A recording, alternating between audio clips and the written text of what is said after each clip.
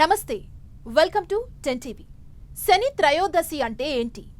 శని ప్రభావం ఏ రాశుల వారిపై ఉంటుంది? శని ప్రభావం నుంచి బయటపడాలంటే ఎలాంటి పూజా కార్యక్రమాలు చేయాలో తెలుసుకుందాం. మనతో పాటు ఉన్నారు ప్రముఖ జ్యోతిష్యులు బ్రహ్మశ్రీ నందిబట్ల శ్రీహరి శర్మ గారు ఉన్నారు. వారితో మాట్లాడదాం. ఆ పూజా విధానాలు ఏంటి, ఈ వివరాలన్నింటినీ తెలుసుకునే ప్రయత్నం చేద్దాం.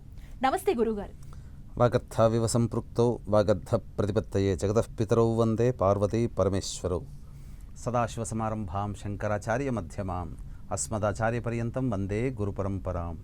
ఆదిత్యాయ చ సోమాయ మంగళాయ బుధాయ చ గురుశుక్రశనిభ్యశ్చ రాహవే కేతవే నమః. శృంగేరి పీఠాధిపతులకి, కంచి పీఠాధిపతులకి నమస్కారములు తెలియజేసుకుంటూ కార్యక్రమాన్ని ప్రారంభిద్దాం. గురువుగారు, ఏలినాటి శని ఏ రాశుల వారిపై ఉంది? ఈ దోషాలు పోవాలంటే పరిహార మార్గాలు ఎలా ఉన్నాయి?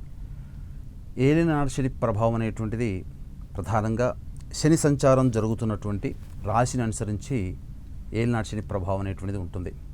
ఇప్పుడు శని వక్రీకరించి కుంభరాశిలో సంచారం చేస్తున్నాడు కాబట్టి మకర, కుంభ, మీన రాశుల్లో జన్మించినటువంటి వారికి ఈ యొక్క శని ప్రభావం ఉంటుంది. అయితే ఈ మకర, కుంభ, మీన రాశుల్లో ఏ ఏ నక్షత్రాలు ఉంటాయి? ఉత్తరాషాఢ 2, 3, 4 పాదాలు, శ్రవణం, ధనిష్ట, శతభిషం, పూర్వాభాద్ర, ఉత్తరాభాద్ర, రేవతి నక్షత్రాలు ఈ మకర, కుంభ, మీన రాశుల్లో ఉంటాయి. కాబట్టి మకర రాశి వారికి కుటుంబ శని దోషము, అలాగే కుంభరాశి వారికి జన్మశని, మీనరాశి వారికి వ్యయశని దోష ప్రభావం ఉంటుంది. అయితే ఈ యొక్క శని ప్రభావం అనేటువంటిది ప్రధానంగా ఎటువంటి ఇబ్బందుల్ని కొని తీసుకొని వస్తుంది అని అంటే, అయితే చాలామంది వీక్షించేటువంటి 10 టీవీ ప్రేక్షకులు ఏమనుకుంటారంటే, శని వలన కష్టాలు వచ్చాయి, 7.5 వలన ఇబ్బందులు ఎదుర్కొంటున్నాము శని అని చెప్పి తిట్టుకుంటూ ఉంటుంటారు. కానీ ఎప్పుడు కూడా అలా చేయకూడదు. శని ప్రభావం అనేటువంటిది ఏంటనంటే, మనం గత జన్మల్లో చేసుకున్నటువంటి పాప పుణ్య కర్మాలని అనుసరించి ఈ జన్మల్లో మనం యోగము అవయోగాల్ని అనుభవిస్తుంటాం. ఎప్పుడూ శనిని దోషిగా చూడకూడదు. ఎందుకనంటే ఈ ఏలినాటి శని ప్రభావం ఉన్నప్పుడే స్వర్గీయ నందమూరి తారక రామారావు గారు ముఖ్యమంత్రిగా అయ్యారు, అఖండ విజయాన్ని పొందారు, బర్తరఫ్ అయిన మళ్ళీ తిరిగి ఎన్నుకోబడ్డారు అఖండ విజయంతో. మరి ఏలినాటి శని ప్రభావం ఉన్నప్పుడు వారికి పదవి యోగం ఎలా సంభవిస్తుంది? కాబట్టి విచక్షణ అనేటువంటిది మనం ఇక్కడ వాడుకోవాలి. అయితే గత జన్మలలో మనం పాపకర్మలు చేసామనుకోండి, ఈ జన్మలలో వాటిని అనుభవింపచేసే అధికారం శని భగవానుకు ఉంటుంది. కాబట్టి కర్మని చేయాలి. కాబట్టి కర్మాధికారి శని భగవానుడు. కాబట్టి ఈ యొక్క ఏలినాటి శని ప్రభావం ఉన్నప్పుడు కొంతమందికి, అంటే అందరికీ కాదు, ఈ మకర, కుంభ, మీన రాశుల్లో జన్మించినటువంటి వారికి కొంతమందికి వస్తూనే యోగం చేస్తే పోతూ అవయోగాన్ని చేస్తాడు. కొంతమందికి వస్తూ అవయోగం చేస్తే పోతూ యోగం చేస్తాడు. కాబట్టి ఇక్కడ ప్రధానంగా వీక్షించేటువంటి 10 టీవీ ప్రేక్షకులు కూడా గమనించుకోవాలి. ఈ యొక్క శని ప్రభావం వలన సమస్యలు అనేటువంటివి వస్తాయి. మనం ఎప్పుడు కూడా సంతోషము, సుఖము, యోగాల గురించి శని వలన వచ్చినప్పుడు చెప్పుకోని అవసరం లేదు. కానీ ఈ యొక్క శని ప్రభావం వలన సమస్యలు ఎదురయ్యేటువంటి వాళ్ళకి ఎటువంటి సమస్యలు వస్తాయనేటువంటి విషయంలోనే మనం తెలుసుకోవాలి. ముఖ్యంగా ఈ శని ప్రభావం అనేటువంటిది ఉన్నప్పుడు ప్రతి మనిషికి కూడాను ఆయుష్ మీద దెబ్బ కొడుతుంది, అనారోగ్యం పాలవుతుంటారు. అలాగే కొంతమంది తమ దగ్గర డబ్బులు తీసుకుని ఉంటారు, ఇక తిరిగి అప్పు చెల్లించలేకపోతారు. అంటే మన డబ్బు వెళ్ళిపోతుంది, తిరిగి డబ్బు రాదు. కొంతమంది ఉద్యోగాలు కోల్పోతుంటారు, పదవిని కోల్పోతుంటుంటారు.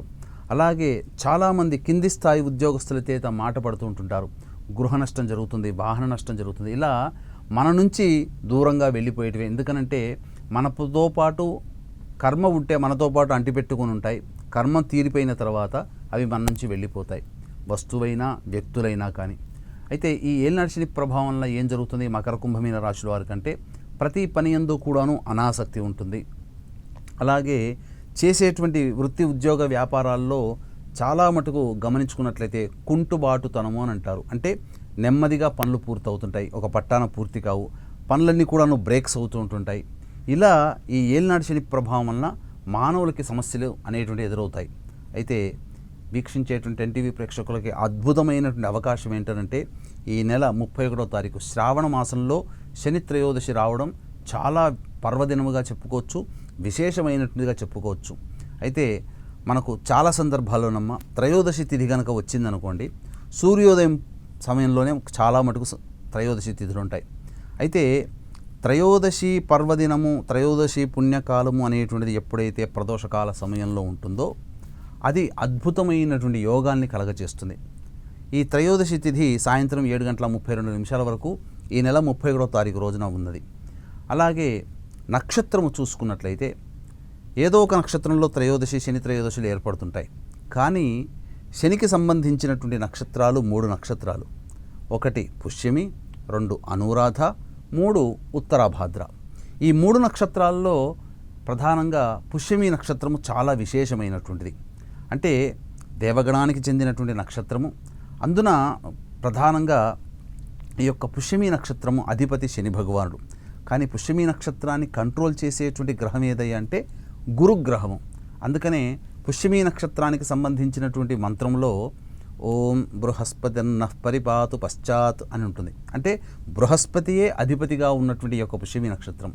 కాబట్టి వీక్షించేటువంటి ప్రేక్షకుల్లో జ్యోతిష్యంలో చిన్న ఒక స్వానుభవం అనేటువంటిది తెలియజేస్తాను. ఏంటంటే ఉన్నవే 12 రాశులు. ఆ 12 రాశుల్ని గురువర్గంగా, శనివర్గంగా డివైడ్ చేశారు.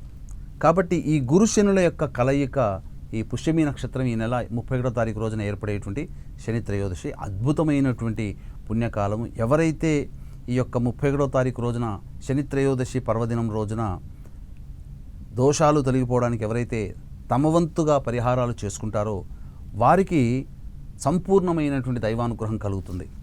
అంటే ఎటువంటి పరిహారాలు చేసుకోవాలి? ఏ సమస్యకైనానమ్మా 2 రకాల పరిహారాలు ఉంటాయి. ఒకటి దైవ పరిహారము, మరియు మంత్ర పరిహారము. ఉదాహరణకి మనము వైద్యుని దగ్గరికి వెళ్ళామనుకోండి, ఏదైనా జబ్బు చేసి లేదా దెబ్బ తాకి, అప్పుడు మందులు రాస్తాడు, ఆయింట్మెంట్ రాస్తాడు. ఇవి ఏంటి? వైద్య పరిహారం అంటే వైద్యంగా తీసుకోదలిచినవి. కానీ సూచిస్తూ ఏ సమయానికి ఏ మందులు వాడాలి, ఏ పదార్థాలు తినాలి, ఏ పదార్థాలు తినకూడదు అనేది మనం చేసేటువంటిది. అంటే మనుష్య పరిహారాలు. కాబట్టి సమస్యని అనుసరించి ఈ విధంగా ఈ యొక్క శని త్రయోదశి రోజున 2 పరిహారాలుగా చేసుకోవచ్చు. ఒకటి మంత్ర పరిహారం, 2 మానవ పరిహారం.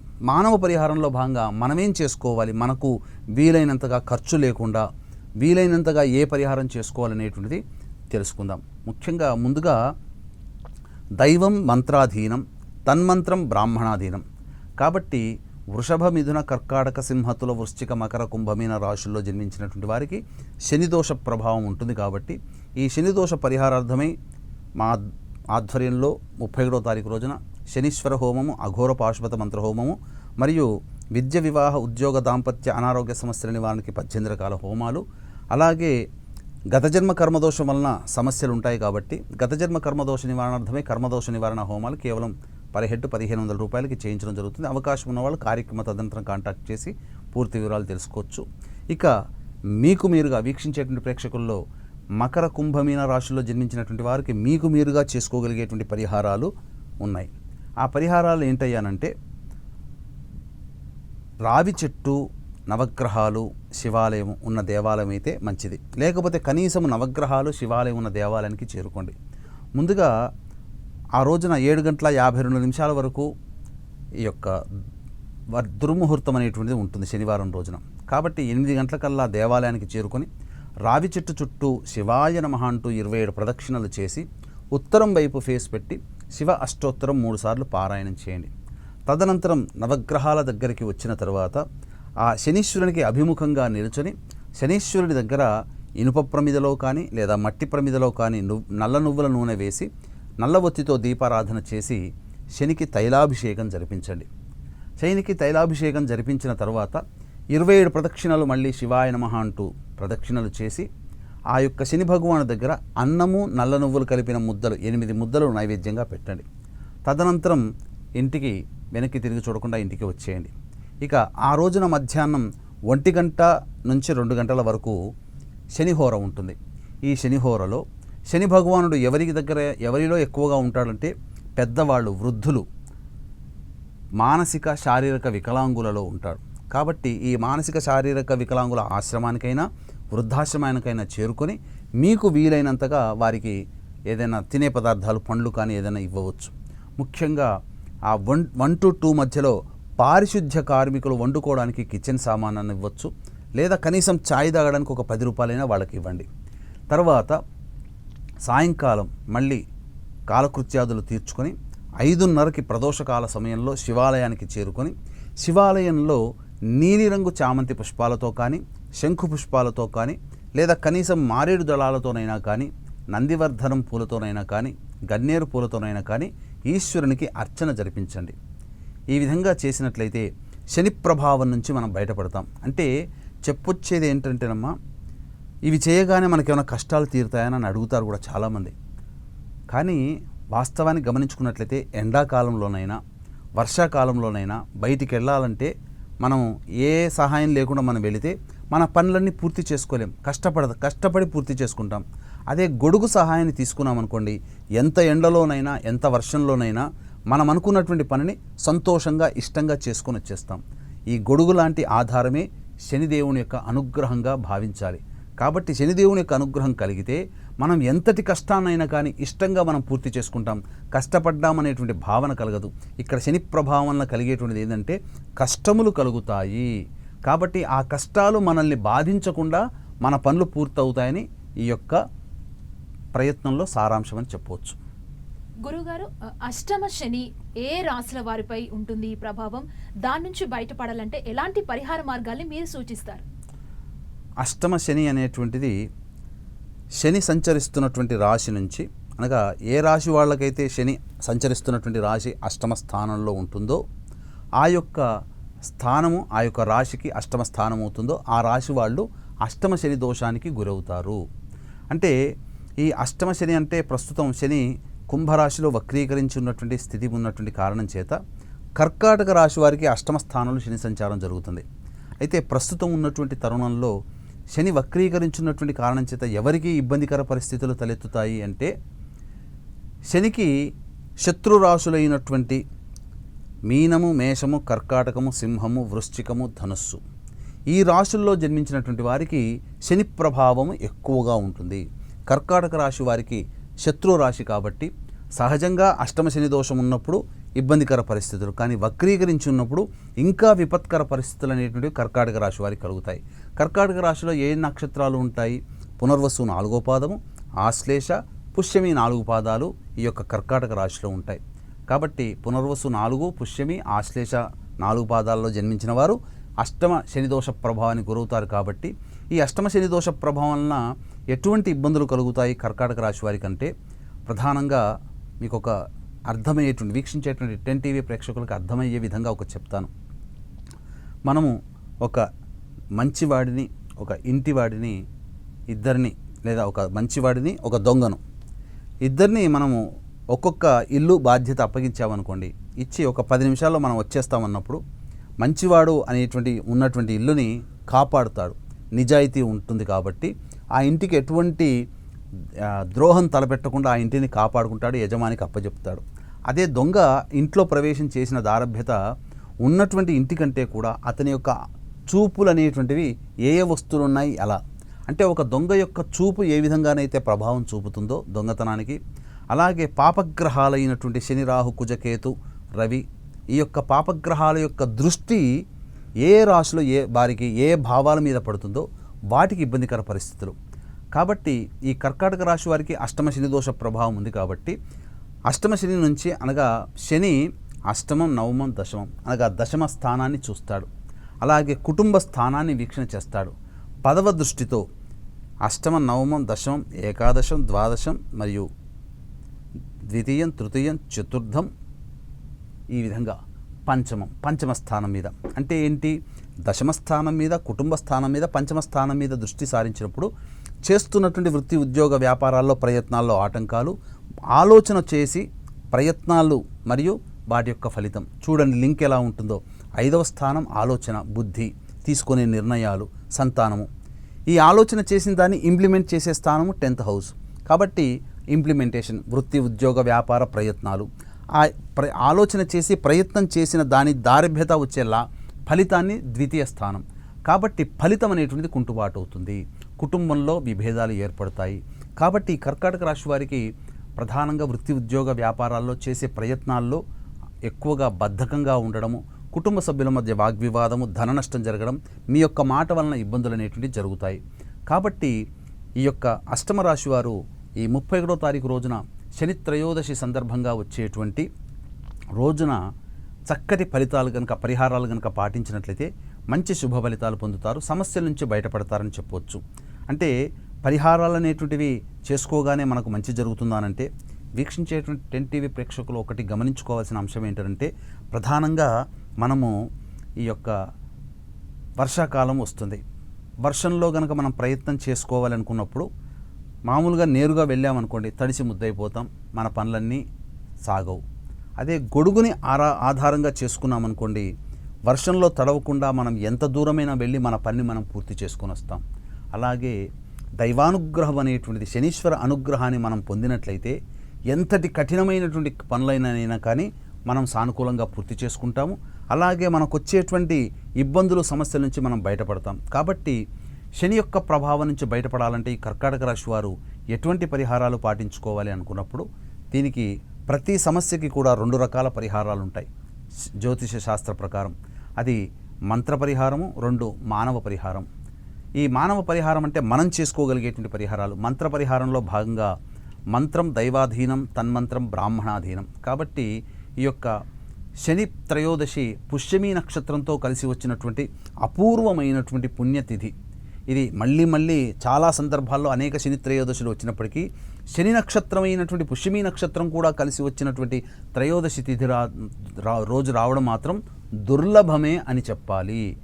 కాబట్టి ఇటువంటి అలభ్య పుణ్యతిథి రోజున మా ఆధ్వర్యంలో శనిదోష పరిహారార్థమై వృషభ, మిథున, కర్కాటక, సింహతుల, వృశ్చిక, మకర, కుంభమీన రాశుల్లో జన్మించిన వారికి శనిదోష పరిహారార్థమై శనీశ్వర హోమం, అఘోర పాశుపత మంత్ర హోమం, విద్య, వివాహ, ఉద్యోగ, దాంపత్య, అనారోగ్య సమస్యల నివారణకి 18 రకాల హోమాలు మరియు గత జన్మ కర్మదోష నివారణ హోమాలు అనేటువంటివి కేవలం పర్ హెడ్ 1500 రూపాయలకి చేయించడం జరుగుతుంది. అవకాశం ఉన్న వాళ్ళు కార్యక్రమ తదనంతరం కాంటాక్ట్ చేసి పూర్తి వివరాలు తెలుసుకోవచ్చు. ఇక దైవ పరిహారంలో అయిపోయి మానవ పరిహారంలో భాగంగా శివాలయము, నవగ్రహ దేవాలయము, అలాగే రావి చెట్టు ఉన్నటువంటి దేవాలయానికి చేరుకోండి. కనీసం నవగ్రహాలు, శివాలయం ఉన్నటువంటి దేవాలయానికైనా చేరుకోండి. ఇక రావి చెట్టు చుట్టూ 8 గంటల వరకు దుర్ముహూర్తం ఉంటుంది కాబట్టి 8 గంటల నుంచి రావి చెట్టు దగ్గరికి వెళ్ళి శివాయ నమః అంటూ 27 ప్రదక్షిణలు చేసి ఉత్తరం వైపు ఫేస్ పెట్టి శివ అష్టోత్తరం 3 సార్లు పారాయణం చేసి రండి. తదనంతరం నవగ్రహ దేవాలయాల్లో శనికి అభిముఖంగా నిల్చొని శనీశ్వరుని దగ్గర ఇనుప ప్రమిదలో కానీ, మట్టి ప్రమిదలో కానీ నల్ల నువ్వుల నూనెతో దీపారాధన చేసి శనికి తైలాభిషేకం జరిపించి 27 ప్రదక్షిణలు శివాయ నమః అంటూ ప్రదక్షిణలు చేసిన తర్వాత అన్నము, నల్ల నువ్వులు కలిపిన 8 ముద్దలు నైవేద్యంగా పెట్టండి. తదనంతరం వెనక్కి తిరిగి చూడకుండా ఇంటికి వచ్చిన తర్వాత మధ్యాహ్నం 1 గంట టు 2 మధ్య కాలంలో మానసిక, శారీరక వికలాంగుల ఆశ్రమానికైనా లేదా వృద్ధాశ్రమానికైనా వెళ్ళి వారికి తినే పదార్థాలు ఏవైనా పండ్లు, ఇతర పదార్థాలు మీరు అందించవచ్చు.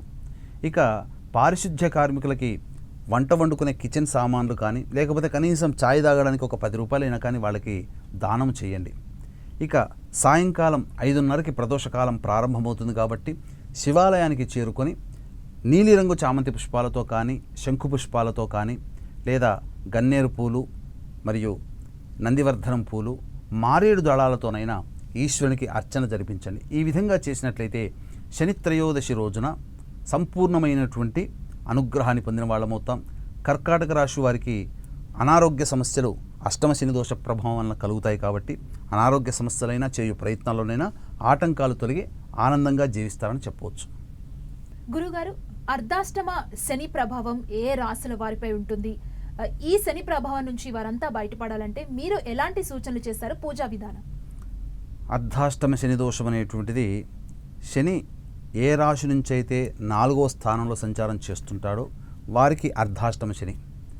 అంటే అష్టమం అంటే 8, అర్ధ అంటే దాంట్లో సగం.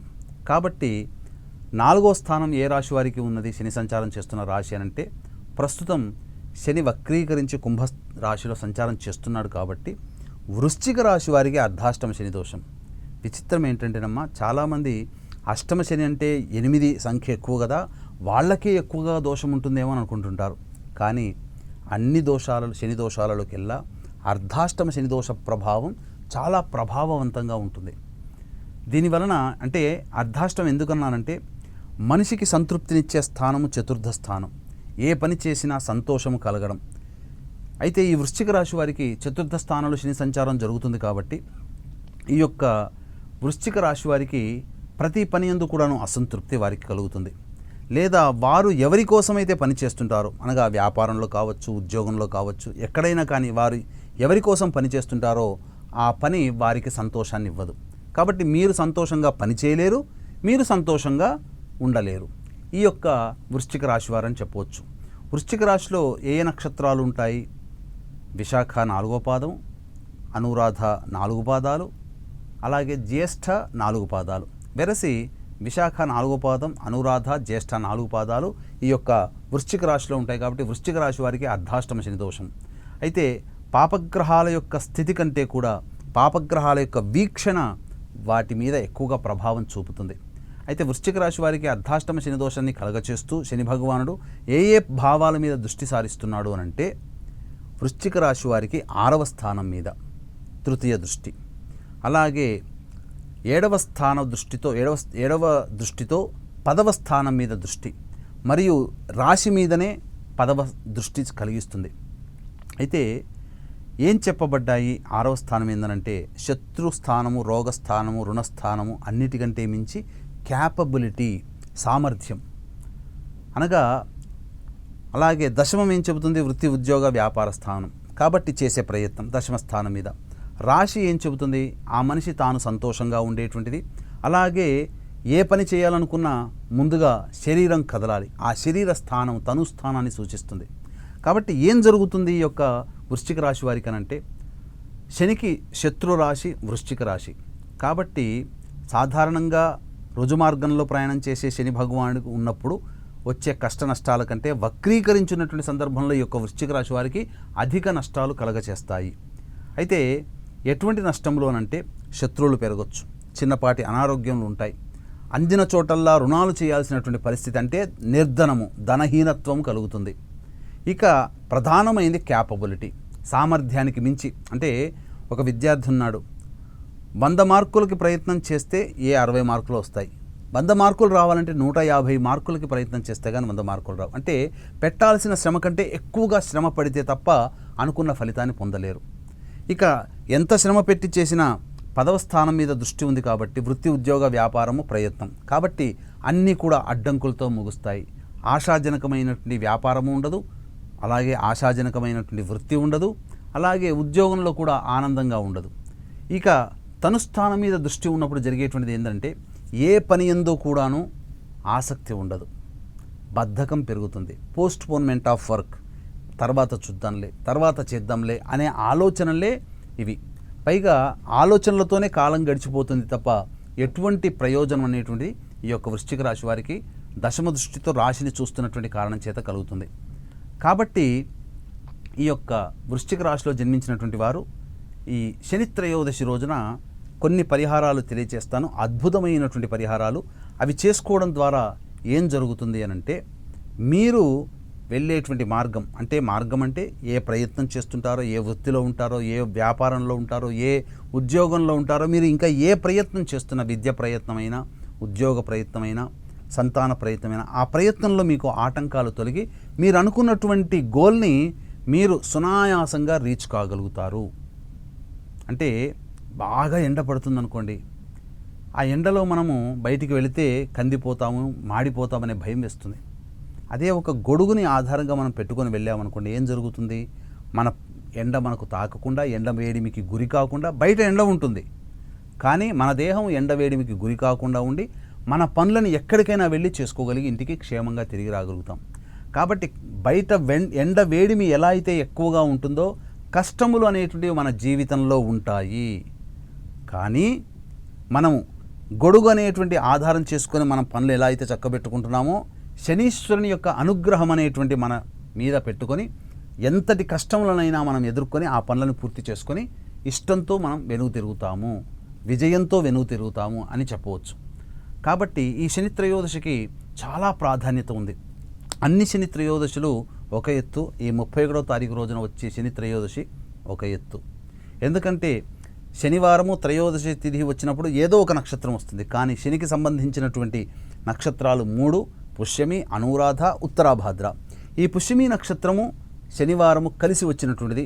పైగా గురు శనుల యొక్క కలయిక ఈ యొక్క పుష్యమి నక్షత్రం కాబట్టి ఎవరి జాతకంలోనైతే పనులు కాకుండా ఆగిపోయి ఉంటాయో గురు ప్రభావంతో పనుల కదలిక అవుతుంది. శని ప్రభావం వలన అలక్ష్మి నివారించబడి లక్ష్మీ యోగం కలుగుతుంది. అనుకున్న పనులు కూడా అన్నీ సాగిపోతాయి. కాబట్టి ఈ యొక్క పుష్యమి నక్షత్రము శని త్రయోదశి కలిసి వచ్చినటువంటి 31వ తారీఖు రోజున శనీశ్వరుని యొక్క అనుగ్రహం పొందడం కోసం ఈ యొక్క కొన్ని పరిహారాలు చేసుకోవాలి. ఏ సమస్యకైనా శాస్త్ర ప్రకారము 2 రకాల పరిహారాలు ఉంటాయి. ఒకటి మానవ పరిహారము, 2 దైవ పరిహారం.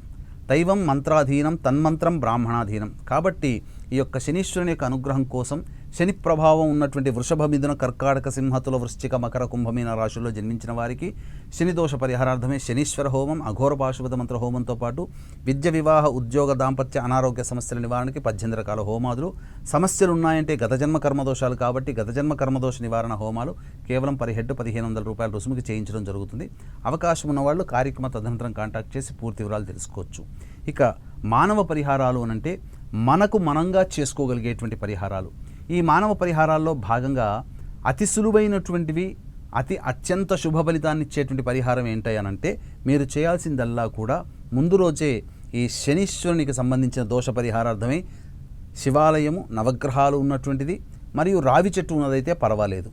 కాబట్టి ఉదయం 7:52, 8 వరకు ఈ యొక్క దుర్ముహూర్తం ఉంటుంది శనివారం రోజున. కాబట్టి 8 గంటలకల్లా దేవాలయానికి చేరుకొని చక్కగా రావి చెట్టు చుట్టూ శివాయ నమః అంటూ 27 ప్రదక్షిణలు చేసి ఉత్తరం వైపు ఫేస్ పెట్టి శివ అష్టోత్తరం 3 సార్లు పారాయణం చేయండి.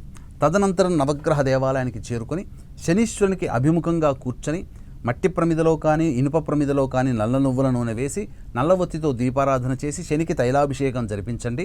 తిరిగి మళ్ళీ ఆ యొక్క నవగ్రహాల చుట్టూ శివాయ నమః అంటూ 27 ప్రదక్షిణలు చేసి అన్నము, నల్ల నువ్వులు కలిపిన ముద్ద నైవేద్యంగా పెట్టండి.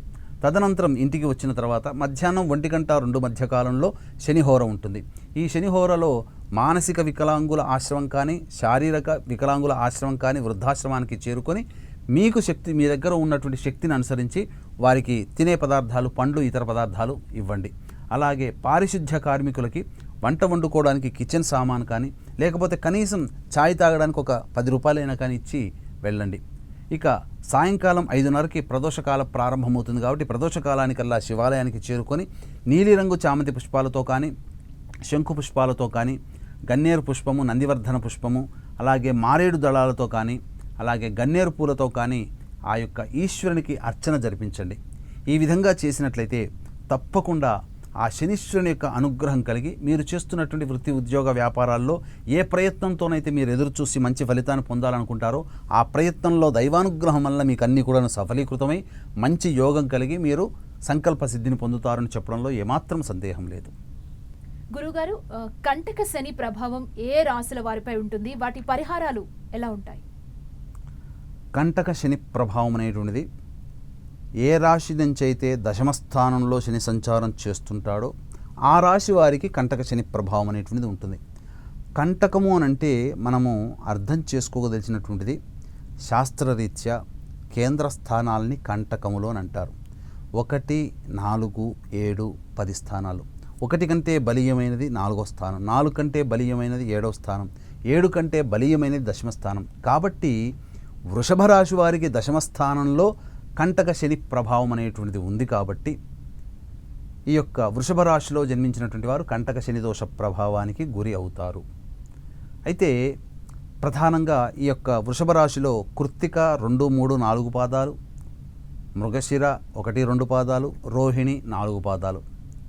కాబట్టి కృత్తిక, రోహిణి, మృగశిర నక్షత్రంలో జన్మించినటువంటి వారు ఈ యొక్క కంటక శని దోష ప్రభావానికి గురవుతారు. అసలు వ్యవహారంలో కంటక శని దోషం అనేటువంటిది ఎలా ఉంటుందనంటే కాలిలో ముళ్ళు గుచ్చుకుంటే ప్రతి అడుగుకి మనం ఎంత బాధపడుతుంటామో అలా ప్రతి ప్రయత్నంలో ఈ యొక్క వృషభ రాశిలో జన్మించినటువంటి వారు ఆ విధంగా బాధలు పడుతుంటారు. ఎందుకంటే వృత్తి, ఉద్యోగ, వ్యాపార ప్రయత్న స్థానంలో శని సంచారం చేస్తున్నాడు కాబట్టి. ఇక పాపగ్రహమైనటువంటి శని యొక్క స్థితి కంటే దృష్టి ప్రభావం చేత ఏ భావాల మీదైతే దృష్టి పడుతుందో ఆ భావాలకి కొంత ఇబ్బంది చేటు కలుగుతుంది. కాబట్టి కుంభరాశిలో సంచారం చేస్తున్నటువంటి కంటక శని దోష ప్రభావానికి గురైనటువంటి వృషభ రాశి వారికి 12వ స్థానం మీద, అలాగే 4వ స్థానం మీద 7వ స్థానం మీద దోష ప్రభావాలు ఉంటాయి. ఏం జరుగుతాయి? గృహోపకరణాల కోసం, వాహన మరమ్మతుల కోసం అధికంగా డబ్బులు ఖర్చు అవుతాయి. తల్లిగారి ఆరోగ్యం ఇబ్బంది పాలవుతుంది. అలాగే స్థిరాస్తులు కరిగిపోతాయి. అలాగే మీది అనుకున్నటువంటివి ఏదైనా కానీ మీ నుంచి వెళ్ళిపోతుంది. ముఖ్యంగా అవసరాల కోసం ఆస్తులను అనగా స్థిరాస్తులని అమ్ముకోవాల్సి వస్తుంది. ఇంకా గృహం కొనుగోలు కానీ అలాగే గృహం నిర్మించడం కోసమైనా కానీ కష్టాలు పడాల్సినటువంటి పరిస్థితి వస్తుంది. ఎంత ప్రయత్నం చేసినా మనసుకు సంతోషం కలగనటువంటివే ఎక్కువగా ఉంటుంటాయి. 7వ స్థానం అన్నప్పుడు దాంపత్య స్థానము, భాగస్వామ్య స్థానం. కాబట్టి వ్యాపారం చేస్తున్నట్లయితే వ్యాపార భాగస్వామితో కానీ, జీవితాన్ని పంచుకున్నటువంటి జీవిత భాగస్వామితో కానీ పొరపచ్చాలు వచ్చే అవకాశాలు ఈ యొక్క ప్రభావం వల్ల వృషభ రాశి వారికి ఉంటాయి. ముఖ్యంగా గమనించుకోవాల్సినటువంటి అంశం ఏంటంటే, మనం ఎవరితో కలిసి పని చేస్తుంటామో వాళ్ళు మనకు ఆ సమయానికి భాగస్వాములు అవుతారు. కాబట్టి ఎవరితో కలిసి పనిచేసినా ఇబ్బందికర పరిస్థితులు. ఇక 3వ స్థాన దృష్టితో 12వ స్థానం కాబట్టి 12వ స్థానం ఏం చెబుతుంది? ఆటంకాలు, చేసే ప్రయత్నాల్లో ఇబ్బందుని సూచిస్తుంది. నిద్ర పట్టకపోవడము, ఖర్చులు పెరగడము ఇవన్నీ సూచిస్తాయి. కాబట్టి ప్రతి ప్రయత్నంలో ఆటంకాలు, ఖర్చులు అధికంగా ఉండడం, సరిగ్గా నిద్ర పట్టలేకపోవడం ఈ యొక్క వృషభ రాశి వారికి కంటక శని దోష ప్రభావం వలన కలుగుతాయి. కాబట్టి ఏం చెయ్యాలి? కంటక శని దోష ప్రభావం నుంచి బయటపడాలంటే ఎటువంటి పరిహారాలు పాటించాలి? అయితే శని త్రయోదశి రోజున శనికి సంబంధించినటువంటి పరిహారాలు చేసుకున్నట్లయితే తప్పకుండా ఆ శని ప్రభావం నుంచి మనం బయటపడతారని చెప్పవచ్చు. కాబట్టి శని త్రయోదశులు అనేకం వస్తుంటాయి. ప్రతి సంవత్సరం ఒక 4-5 ఖచ్చితంగా వస్తుంటాయి. అందున శనికి నక్షత్రాలైనటువంటి పుష్యమి, అనురాధ, ఉత్తరాభాద్ర నక్షత్రాల్లో ఒకటైనటువంటి పుష్యమి నక్షత్రం శని త్రయోదశి కలిసి రావడం అత్యంత దుర్లభము. అలాగే అలభ్య పుణ్యతిథి కూడా అని చెప్పవచ్చు. కాబట్టి ఈ యొక్క 31వ తారీఖు రోజున పరిహారాలు కనుక ఎవరైతే పాటిస్తారో వారికి అన్నింటా విజయం పొందుతారని చెప్పవచ్చు. అయితే గమనించాల్సినటువంటి అంశం ఏంటంటే, ఏ సమస్యకైనా జ్యోతిష శాస్త్ర ప్రకారము 2 రకాల పరిహారాలు ఉంటాయి. ఒకటి దైవ పరిహారము, 2 మానవ పరిహారం. దైవ పరిహారంలో భాగంగా మంత్రం దైవం మంత్రాధీనం, తన్మంత్రం బ్రాహ్మణాధీనం. కాబట్టి బ్రాహ్మణుల చేత చేయించుకునేటువంటివి మంత్ర పరిహారాలు. దీనిలో భాగంగా శని ప్రభావానికి గురైనటువంటి వృషభ, మిథున, కర్కాటక, సింహతుల, వృశ్చిక, మకర, కుంభమీన రాశుల్లో జన్మించినటువంటి వారికి శనిదోష పరిహారార్థమై ఆ యొక్క 31వ తారీఖు రోజున మా ఆధ్వర్యంలో శనీశ్వర హోమము, అఘోర పాశ్వత మంత్ర హోమంతో పాటు విద్య, వివాహ, ఉద్యోగ, దాంపత్య, అనారోగ్య సమస్యల నివారణకి 18 రకాల హోమాలు, అలాగే ఇప్పుడు సమస్యలు ఎదుర్కొంటున్నామంటే గత జన్మ కర్మదోషాలు కాబట్టి గత జన్మ కర్మదోష నివారణ హోమాదులు కేవలం పర్ హెడ్ 1500 రూపాయల రుసుముకి చేయించడం జరుగుతుంది. అవకాశం ఉన్న వాళ్ళు కార్యక్రమ తదనంతరం కాంటాక్ట్ చేసి పూర్తి వివరాలు తెలుసుకోవచ్చు. ఇక మానవ పరిహారంలో భాగంగా నవగ్రహ దేవాలయాలు, శివాలయము, రావి చెట్టు ఉన్నదైతే పర్వాలేదు, లేకపోయినా నవగ్రహాలు, శివాలయం ఉన్న దేవాలయాన్ని మీరు ఎంచుకోండి. ఉదయం 7:52 8 గంటల వరకు కూడా దుర్ముహూర్తం ఉంటుంది కాబట్టి 8 గంటలకల్లా రావి చెట్టు చుట్టూ 8 గంటలకల్లా ప్రారంభం చేయండి. రావి చెట్టు చుట్టూ శివాయ నమః అంటూ 27 ప్రదక్షిణలు చేసి ఉత్తరం వైపు ఫేస్ పెట్టి శివ అష్టోత్తరం 3 సార్లు పారాయణం చేయండి. తదనంతరం నవగ్రహాల దగ్గరికి వచ్చి శనికి అభిముఖంగా నిలుచుని శనీశ్వరుని దగ్గర ఇనుప ప్రమిదలో కానీ మట్టి ప్రమిదలో కానీ నల్లవొత్తితో నల్ల నువ్వుల నూనెతో దీపారాధన చేసిన తర్వాత శనికి తైలాభిషేకం జరిపించండి. తదనంతరం మళ్ళీ శివాయ నమః అంటూ 27 ప్రదక్షిణలు చేసి 8 అన్నము నల్ల నువ్వులు కలిపిన 8 లడ్డూలని నైవేద్యంగా 8 ముద్దలని నైవేద్యంగా పెట్టండి. తదనంతరం మధ్యాహ్నం 1:02 ఈ యొక్క శనీశ్వరుని యొక్క హోర ఉంటుంది కాబట్టి మానసిక శారీరక వికలాంగుల ఆశ్రమానికైనా లేదా వృద్ధాశ్రమానికైనా చేరుకొని వారు తినగలిగేటువంటి పండ్లు, ఇతర పదార్థాలు ఆ రోజున దానం ఇవ్వండి. లేకపోతే పారిశుద్ధ్య కార్మికులకి వంట వండుకునే కిచెన్ సామాను కానీ, లేకపోతే కనీసం ఒక 10 రూపాయలు ఇచ్చి టీ తాగమనే కానీ వాళ్ళకి ఇవ్వండి. తదనంతరం సాయంకాలం 5:30కి ప్రదోషకాలం ప్రారంభమవుతుంది కాబట్టి శివాలయానికి చేరుకొని నీలిరంగు చామంతి పుష్పాలతో కానీ, శంఖు పుష్పాలతో కానీ, గన్నేరు పూలు, నందివర్ధనం పూలు, మారేడు దళాలతోనైనా ఈ యొక్క ఈశ్వరునికి అర్చన జరిపించండి. ఈ విధంగా చేసినట్లయితే శనీశ్వరుని యొక్క అనుగ్రహం ఈ యొక్క కంటక శని ప్రభావంతో గురవుతున్నటువంటి వృషభ రాశి వారికి కలుగుతుంది. తద్వారా మనము ఏదైనా ఒక పని చేసుకోవాలి అని అనుకున్నప్పుడు బాగా ఉక్కపోస్తుంది అనుకోండి ఇంట్లో, ఏం చేస్తాము? ఎటువంటి పరికరాలు, ఎటువంటి సాధనాలు లేనప్పుడు అంత ఉక్కపోస్తున్నానైనా మనం మన పనులు చేసుకుంటాం. కానీ పని చేసుకునేటప్పుడు కష్టపడుతుంటాం, శరీరం బాధపడుతుంటుంది, మనస్సు ఒక చోట స్థిరంగా ఉండదు, ఏదో యంత్రంలాగా పని చేస్తుంటాం. కానీ అదే ఒక చక్కటి ఫ్యాన్ ఏర్పాటు చేసుకున్నాం అనుకోండి, చల్లటి గాలికి మనం అనుకున్నటువంటి పని హాయిగా, ప్రశాంతంగా, సంతోషంగా మనం పూర్తి చేసుకుంటాం. ఆ చల్లటి గాలి అనేటువంటిది శనీశ్వరుని యొక్క అనుగ్రహంగా మనం భావించాలి.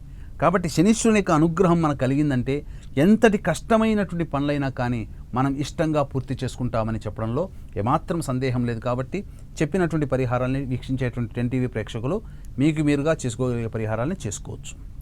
గురుగారు, శని త్రయోదశి విశిష్టతని మా 10 టీవీ ప్రేక్షకులకు వివరించారు. అలాగే విధంగా శని ప్రభావం ఏ ఏ రాశుల వారిపై ఉంటుంది, ఎలాంటి పరిహార మార్గాలు చేయాలో కూడా సూచించారు. ధన్యవాదాలు గురువుగారు. సర్వం శ్రీ ఉమామహేశ్వర పరబ్రహ్మార్పణమస్తు. ఇది వాటి శని త్రయోదశిపై ప్రత్యేక కార్యక్రమం. చూస్తూనే ఉండండి.